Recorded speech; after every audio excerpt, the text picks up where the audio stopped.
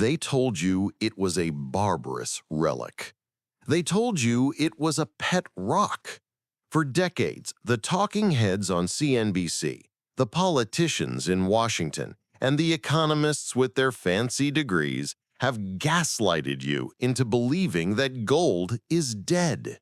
They laughed at you for holding it. They told you that paper currency, backed by nothing but the faith and credit of politicians, was the pinnacle of human evolution. But what if they were lying to you? Not just a little white lie, but a systemic, coordinated deception designed to keep you calm while the ship sinks. Because while they are telling you to put your faith in the dollar, the euro, and the yen, they are doing the exact opposite. Right now, as you watch this video, the world's most powerful central banks, from the People's Bank of China to the National Bank of Poland, are buying gold at a pace we have not seen since 1967. They are backing up the truck. They are hoarding it. Why? If gold is useless, why are the masters of the financial universe grabbing every ounce they can find? What do they know that you do not? They know the music is about to stop. They know that the debt supercycle is mathematically impossible to sustain. They are building a life raft for themselves, leaving you on the Titanic with a pocket full of paper that is rapidly losing its value. This is not just market speculation. This is a preparation for a new world order. Before we expose the receipt, and trust me, it is ugly, I want to know who I'm talking to. Where are you watching from? And have you noticed the price of your groceries doubling while they tell you inflation is under control? Let me know in the comments. And if you want the unfiltered truth about your money that the algorithm tries to hide, hit that subscribe button right now. We are going to peel back the layers of this financial illusion, and it starts with a history lesson they did not teach you in school. To understand the crime scene of today, we have to look at the getaway car from yesterday. The year was 1971. President Richard Nixon went on television and temporarily suspended the convertibility of the US dollar into gold. He told the American people it was a short-term measure to stabilize the economy. That was over 50 years ago. That temporary measure severed the last link between our money and reality. It turned the dollar from a receipt for a tangible asset into a floating abstraction, backed only by government promises. This unleashed the age of easy money. Without the discipline of gold, politicians realized they could print money to pay for wars they could not win and social programs they could not afford. They discovered the magic of the deficit. Now, let us look at the Roman Empire. In its final stages, Rome began clipping coins. The emperors, desperate to pay their legions and fund their lavish lifestyles without raising taxes, diluted the silver content of the denarius. They mixed in cheap metals, effectively printing money before the printing press existed. The result was runaway inflation, the collapse of trade, and the destruction of the middle class. Sound familiar? Fast forward to the Weimar Republic in Germany in 1923. The government, drowning in war debt, decided the solution was to print more marks. They printed so much that people burned money for heat because it was cheaper than wood. They wiped out the savings of an entire generation in a matter of months. Sound familiar? Now look at 2020. In the span of 2 years, the U.S. Federal Reserve printed nearly 40% of all U.S. dollars in existence. They called it quantitative easing. They called it stimulus. They told you it was necessary to save the economy. But what did it actually do? It inflated asset prices, stocks, real estate, and crypto, making the rich richer while simultaneously destroying the purchasing power of your wages. They are essentially clipping the coins, just like Rome. They are running the printing presses, just like Weimar. The timeline is different, the technology is different, but the mechanism of theft is exactly the same. It is the transfer of wealth from the prudent saver to the profligate spender. Sound familiar? The cycle of empire is always the same. Step 1. Sound money builds an empire. Step 2. The empire grows lazy and overextends. Step 3. The empire debases its currency to delay the inevitable. Step 4. The currency collapses and wealth transfers to real assets. We are currently deep in Step 3, teetering on the edge of Step 4. And the central banks know this better than anyone. They studied this history. They wrote this history. While Western media distracts you with culture wars and political theater, the financial architects are quietly acknowledging that the Fiat experiment, the experiment started in 1971, has failed. The debt is too high. It can never be paid back in real terms. It can only be defaulted on or inflated away. And that brings us to the players who are making the biggest moves on the chessboard right now. The ones who are quietly exiting the dollar system before the rest of the world wakes up. You might think the Federal Reserve or the European Central Bank calls the shots. You would be wrong. There is a bank that sits above them all, a bank that has diplomatic immunity, a bank whose officials cannot be arrested, whose documents cannot be inspected, and who pays no taxes. It is the central bank of central banks. It is called the Bank for International Settlements, or BIS, located in Basel, Switzerland. For decades, the BIS enforced rules that discouraged banks from holding gold. Under the old rules, gold was considered a Tier 3 asset. That means it was viewed as risky. Can you believe that? A 5,000-year-old store of value was considered riskier than a bundle of mortgage-backed securities created by a 25-year-old on Wall Street. Banks had to hold massive cash reserves if they wanted to hold gold, making it expensive and unattractive. But then something shifted in the shadows. In 2019, right before the global chaos began, the BIS quietly signaled a change. They introduced a new set of regulations known as Basel III. Buried deep in the technocratic jargon of this agreement was a single earth-shattering change. They moved allocated physical gold from a Tier 3 asset to a Tier 1 asset. Do you understand the gravity of that? The central bank of central banks officially reclassified gold as cash equivalent. They declared it risk-free. After 50 years of telling the world gold was a relic, the puppet masters suddenly gave the green light to every major bank in the world, saying, "Load up. It is as good as money. Actually, it is better." This was not an accident. This was not a clerical error.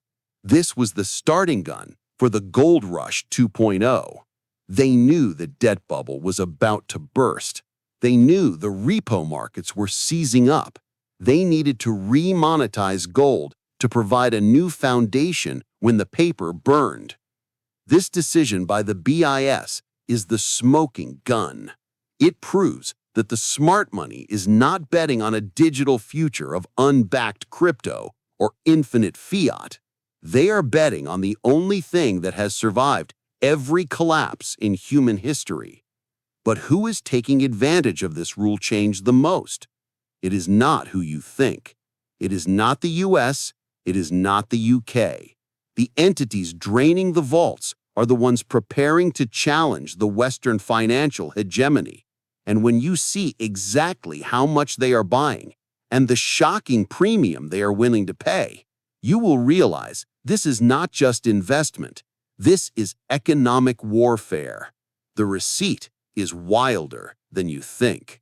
Let us look at the numbers, because numbers do not lie. People do. In 2022 and 2023, central banks bought over 1,136 tons of gold. That is the highest level of net purchases on record going back to 1967. 1967 is a crucial date. It was the year the London gold pool collapsed, the precursor to the Nixon shock and the end of the gold standard. History does not repeat, but it certainly rhymes. Who is leading this charge? The People's Bank of China. Officially, they claim to be buying small amounts, but let us look at the shadow numbers. Analysts estimate that thousands of tons are moving into Beijing off the books through state-owned banks and military channels. They are converting their massive trade surplus, which used to go into US Treasury bonds, directly into hard metal. Then there is Russia. Sanctioned, cut off from SWIFT, locked out of the dollar system. Did they collapse? No. They pegged their currency to resources and gold. They proved to the world that you do not need the dollar if you have the goods. And look at Poland, a staunch US ally, right on the doorstep of the war in Ukraine. In 2023, they increased their gold reserves by a staggering 56%. Their central bank governor, Adam Glipinski, did not mince words. He said gold symbolizes the strength of the country. He wants gold to make up 20% of their reserves. Why?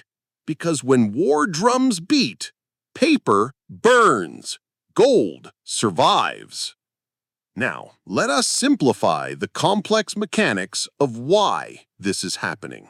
Why the sudden urgency? It comes down to one terrifying concept: the debt doom loop. Here is the trap the West is in. The United States national debt is over $34 trillion. It's growing by $1 trillion every 100 days. For a long time, interest rates were at zero, so this debt was free. But then, inflation hit, the inevitable result of printing 40% of the money supply. To fight inflation, the Fed had to raise interest rates. But here's the catch-22. When rates rise, the interest payments on that $34 trillion debt explode. Right now, the US government spends more on interest payments alone than it does on the entire defense budget. Read that again. We are spending more to service our past mistakes than to defend our future.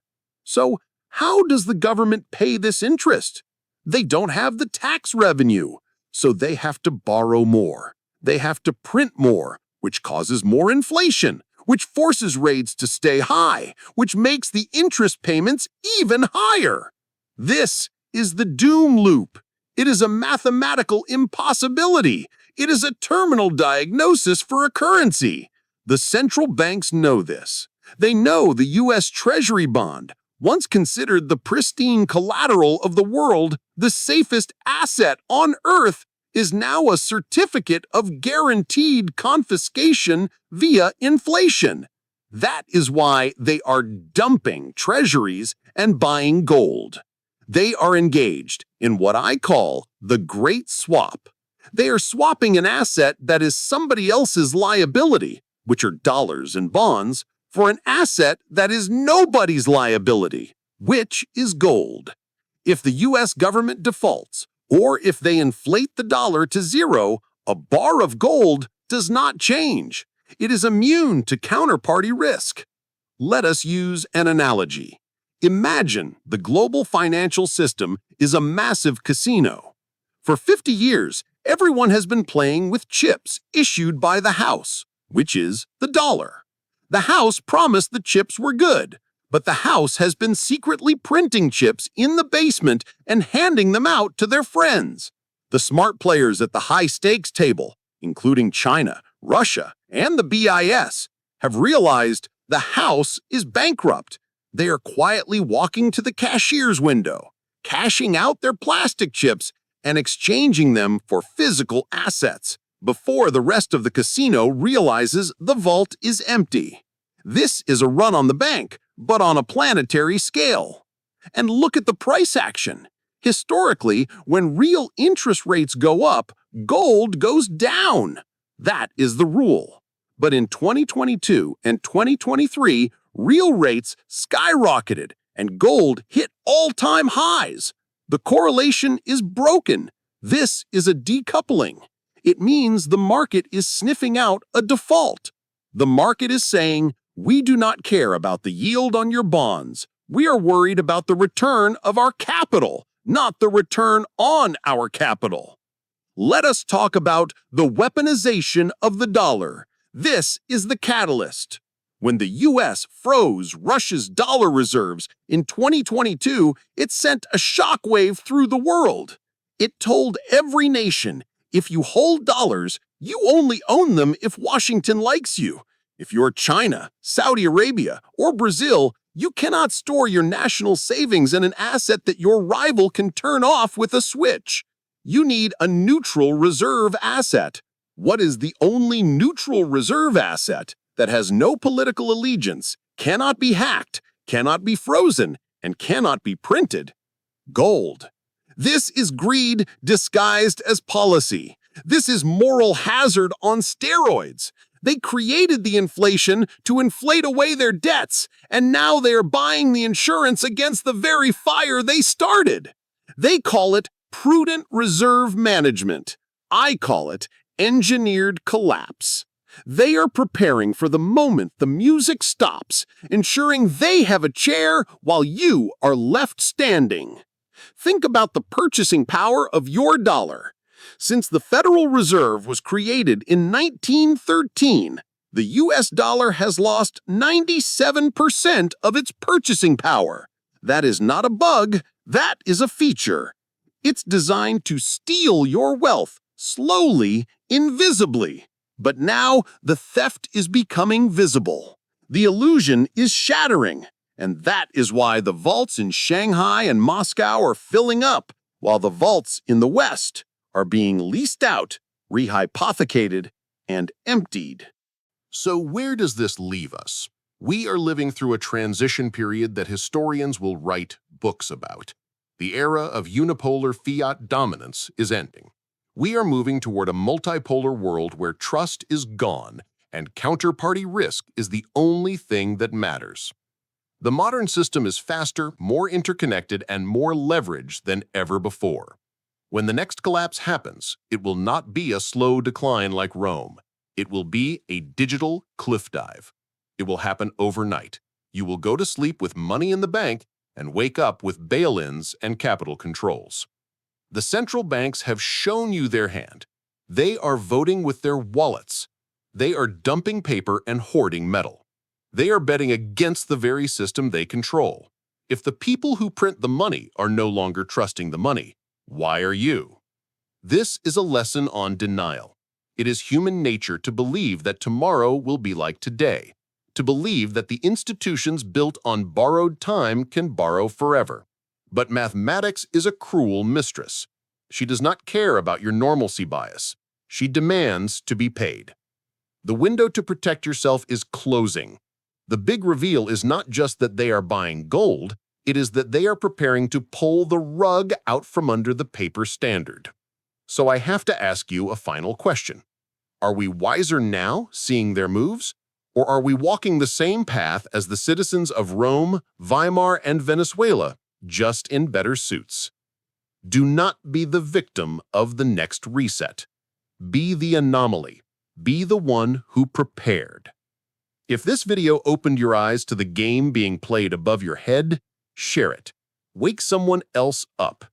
Skepticism is your only shield in an age of illusion. Click that subscribe button, hit the bell, and join us, because here we do not listen to what they say. We watch what they do. I will see you in the next one.